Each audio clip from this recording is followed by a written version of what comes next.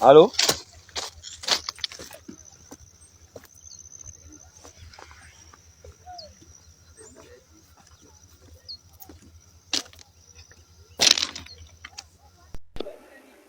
Mesdames, Mesdemoiselles et Messieurs, comme vous constatez sur cette vidéo, ce déraillement s'est déroulé à Gaondal, Makor. Ça s'est déroulé à Gaondal, Makor. C'est Camraï, en fait. Alors, je profite pour vous rappeler que un tel déraillement peut être causé par plusieurs facteurs, notamment les défauts sur les rails ou les aiguillages, cassures, déformations, usure excessive ou mauvaise réparation. Il y a aussi des problèmes liés à la voie, mauvais alignement, obstruction, déformation due aux intempéries ou à l'usure.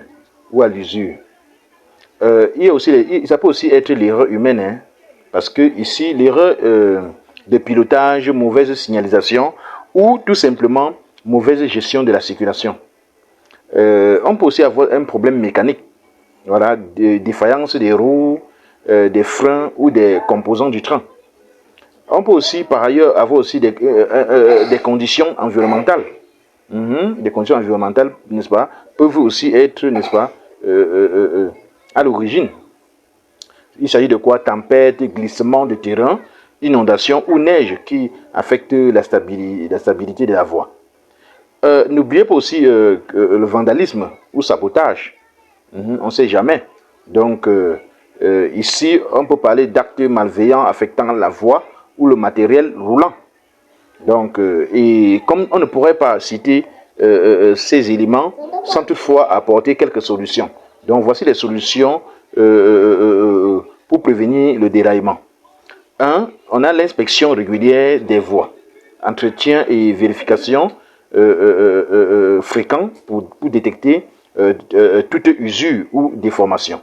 Toute déformation. En 2, on peut aussi avoir la modernisation des infrastructures. Vous savez que nous sommes dans une période, nous sommes dans un monde où le modernisme évolue. C'est-à-dire quoi? Installation de technologies avancées de surveillance, capteurs, scanners, pour détecter rapidement tout problème. On peut aussi avoir comme une solution la formation du personnel. La formation continue pour améliorer la gestion et la conduite des trains. Alors, et par la suite, on peut aussi avoir comme solution la signalisation efficace. C'est-à-dire quoi? Système de signalisation fiable et automatisé pour éviter les erreurs humaines. Comme autre solution, on peut avoir les contrôles mécaniques stricts. C'est-à-dire quoi? Inspection régulière des trains pour assurer la fiabilité des composants.